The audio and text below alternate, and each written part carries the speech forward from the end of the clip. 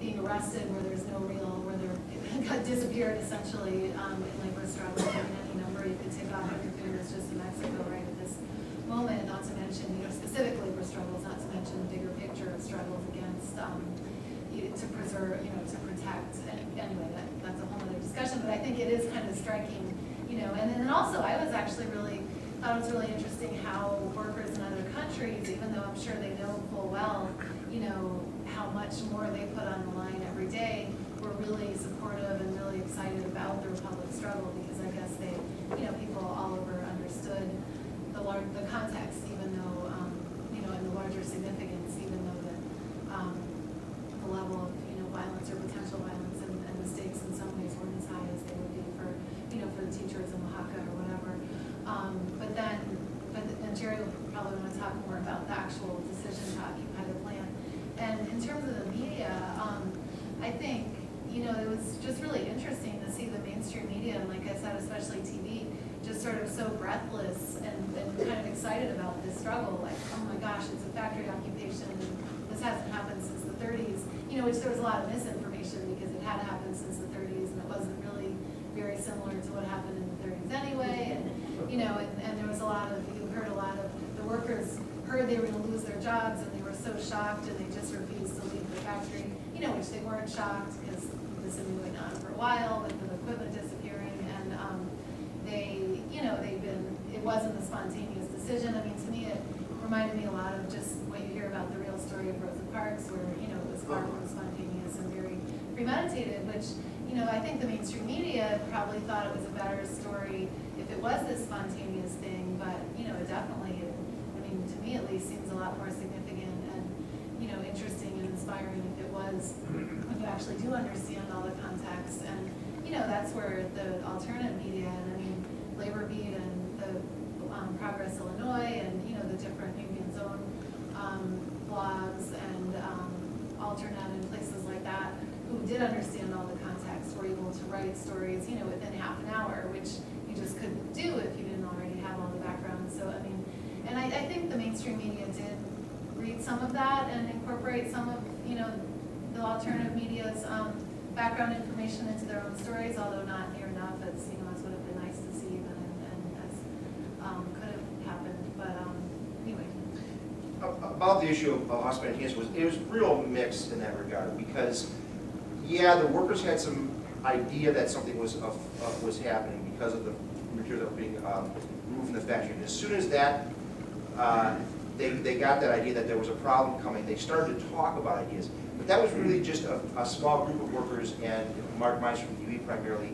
The actual decision, they started to talk about this idea of occupation, and they started to find out who, which workers would be interested in participating. My understanding is that, early that week, I guess before they were really notified that they had given the 3 days notice, they had decided there was going to be a group of workers that would be interested in participating in this, but they had not at that point got to a level where all the workers said that they were going to occupy. It really was after, my understanding, the announcement of the 3-day announcement, that they moved from a point of where it was a small group of workers, kind of more conscious than maybe the other group of workers that were saying, yeah, it's worth trying, to all the workers saying, let's just do this. So there was an element of spontaneity there, but you're right.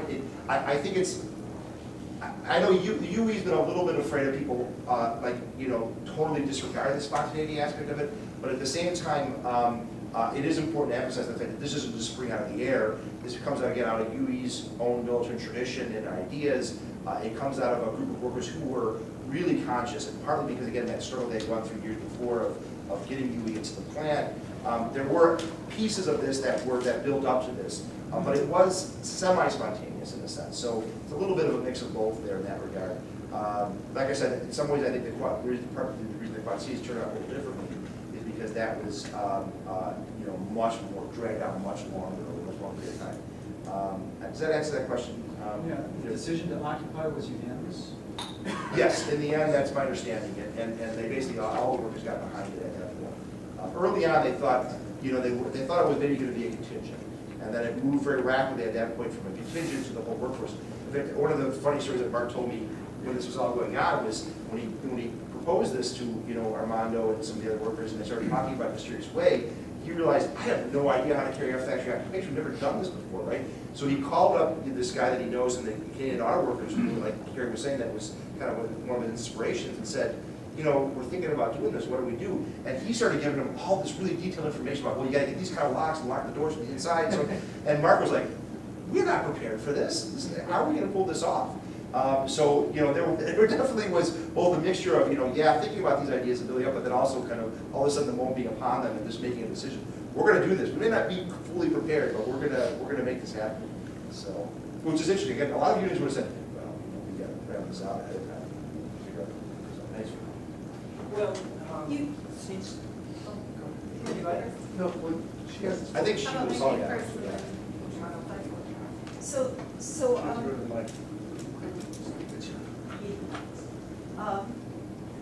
you had mentioned a couple of times that the workers had originally been with another union and that they switched to UE. Was it their initiative that caused the switch, or was UE looking out for them? Did they do that, or was it a combination?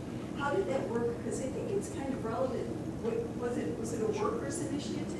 The union that representative for was a group called the Central States Joint Board, which actually confused me when I was writing my first story on this situation. I thought they were tied with the Teamsters, but they weren't. They're a completely separate union. They're really a union that exists primarily to be a corrupt, boss-friendly union. It's a really terrible organization. I don't know the specifics of that story in terms of whether it was the workers that approached UE originally or whether UE approached them. In the past, both things have happened at various plants. In some cases, workers have gotten fed up with a corrupt union at their place and then reached out to UE. Other times, UE has done its own research and found places that they thought the workers were being exploited, taken advantage of, and gone in there and kind of started to talk to them and organize. But it never happened. You can never pull that off unless you get a strong, at least a strong committee of workers that are willing to make that happen. And that was I think the beginning of the education and the consciousness raising of these workers that eventually also led to the actions of the occupation. The way I understood it in that specific case from the workers and the union reps was that workers were really unhappy with that union because they did basically nothing. Some of the workers didn't even know they were in a union, you know, because they never saw the people. And this union is, if you do a newspaper clip search from the 90s, it's like a movie. It's totally not connected, or at least was, and real dramatic history. But anyway, so I think the workers had sort of through someone else, through a couple of degrees of separation, had come in contact with the UE, and that bond was made, and then discussions started, and then workers, including including Armando and some of the key leaders in the current struggle, were very active in lobbying their own, organizing their own coworkers to see how the UE could be better than the Central States Joint Board. And the election was, I think, like 3/4 or more, pretty overwhelming for the UE, even though the Central States Joint Board did all the typical dirty tricks once once they realized they were being challenged by the UE, and they started being, great to the workers. And since they were in league with the owners, the owners as well were suddenly doing things to pump up the Central States Joint Board. I don't know. I saw a lot of who's Adam's speaking yet, right? So Yes. I apologize. I know we touched on a little bit, somebody mentioned the David Norberg article about, people were looking to, what is the legacy or what is the influence, what's the impact of this role on other struggles, on other situations. And I kind of had a similar reaction to the Norberg article, kind of like it was a little bit of a too literal way of asking the question, what is the significance of Revolt struggle, Revolt victory?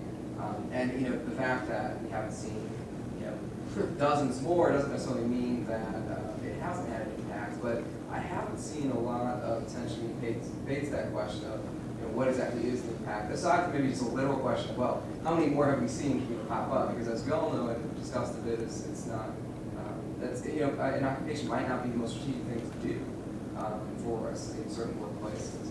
So just from your perspective, having spent some time documenting it, having spoken to other people, gotten feedback perhaps from your coverage, what has it shifted perhaps? Has it added to sort of a sea change in public opinion on what this economy